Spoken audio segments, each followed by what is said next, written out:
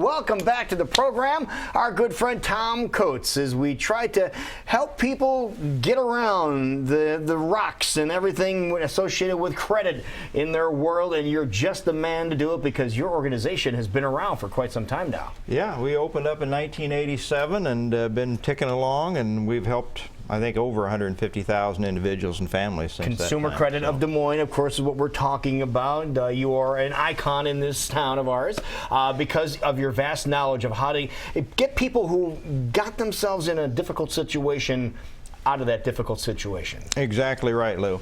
And this is a great time of year. I'm glad I was on here. What, it was a week or two ago for the BBB. I was going to say, section. you've always given us great advice going into the holidays. You know, pay with cash. You know, try to avoid the credit cards. Let's say you had to do what you had to do to make sure you had a wonderful Christmas. Now, what do we do if we find ourselves in a situation where we can't handle our debt? Well, Jackie, the average family will spend over $1,000 on Christmas. We were talking about one of your gifts before the segment started. So thanks, Mom. Now are the bills from that famous Tom Coates commercial? Are the bills sliding through that slot yet, or not? Are they starting to arrive? Probably not quite yet. Give them another week or so, and they'll start sliding through. You're exactly right. And so many people haven't put money aside for Christmas, so they'll put it onto the credit cards, the plastic. And when the bills come due, this is traditionally our busiest time of the year to look to try to help people out. They don't want to mar their Christmas time. They want to get past that, but now they've got to deal with it. And Jackie mentioned the tax season, and so this time of year is the ideal time to get everything organized, not only your taxes, but to do your budget.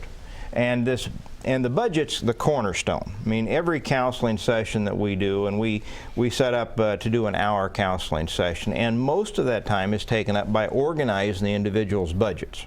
Now, if you go onto our website, consumercredit-dm.com, and click Get Help Now, you can get a format that will help you out to do just that. Oh, really? Because it will give you all the places you need to put in for your income, your living expenses, listing out your debts, and it makes the process a whole lot easier than just sitting down trying to scratch it out on paper. I want to go to one other area here, Tom, before we continue. For those people that may have seen you in the past, they've seen your commercials, they know who you are, and they heard about your organization. What do you all do? If somebody is having a hard time getting themselves out of debt, what goes into getting them out of debt? Well, we don't want to assume that they understand this, but since we've we sit down with individuals, whether that's now over the phone using the technology of the internet and so forth, or whether it's still, sitting down one-on-one. Face to face? Right, face to face, just like this. And we'll sit down in an office, Lou, or over the phone, and we'll go through your budget in some detail.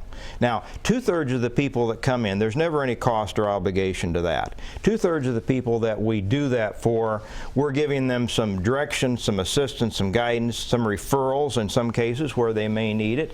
It can be anything from, maybe they've got a gambling problem to something else, and we're referring them somewhere else. But 1/3 of those people we set up into a debt repayment program.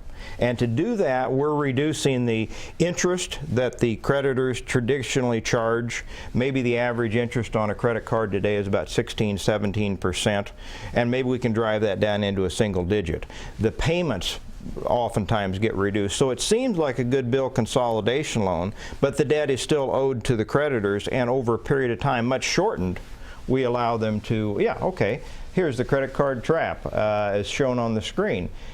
5,000 is the average number that we're looking at here. You throw a Christmas shopping spree in with a vacation. You mentioned, Lou, that you're going to take a vacation here pretty soon. You throw that onto a credit card, and it's easily $5,000. 20% interest, $100 minimum payments. It takes you 9 years to repay, and at the end of that time, you'll end up spending more interest over that period of 9 years. Solomon, the wisest ruler in the Bible, said that the borrower becomes the slave of the lender. And this is what, in essence, many people, in fact, the majority of Americans are doing. They're putting themselves into a position of servitude by borrowing not only for home mortgages, but now student loans, car loans, and the credit cards just shown on that screen. And what we can do is, by reducing the payments and the interest and allowing them to set up their budget and start allowing for things that they haven't been. And so when things like a car breakdown happens.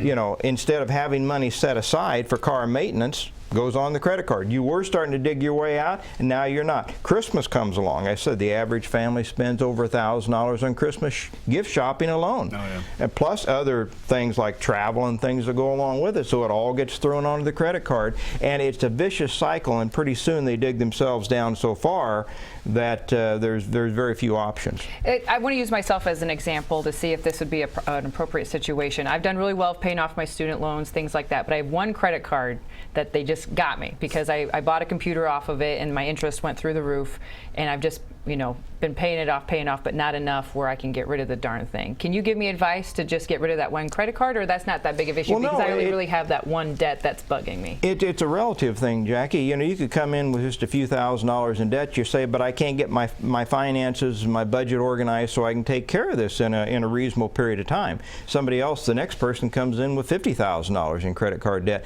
but his situation is such that that's just as big a problem to him as yours was to you.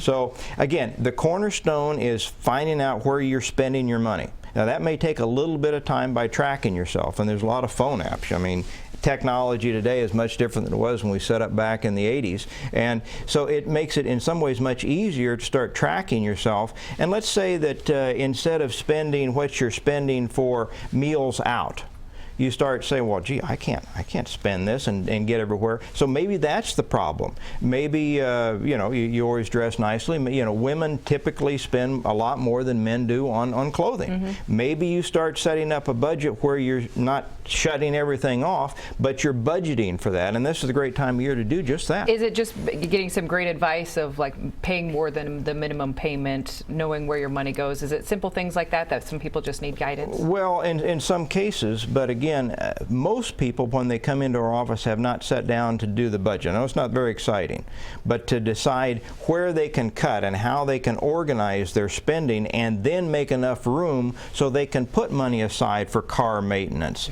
They can organize and they can live within their means in other areas, because it's those unexpected, shouldn't be unexpected. You know, you've got a car that's going to require some maintenance and repair. I'm using that as an example. No, and it's a really good example, because something as simple as hitting a pothole, for example, like somebody here did about a week and a half ago, will cost you over $1,000 with the newer cars to get repaired. And that's not an outrageous number, because that's what it costs to repair them now. And if you don't have that in reserve, you're out of luck. Exactly, and as I said, the Christmas, the old idea that we're going to put money aside in the Christmas Club account.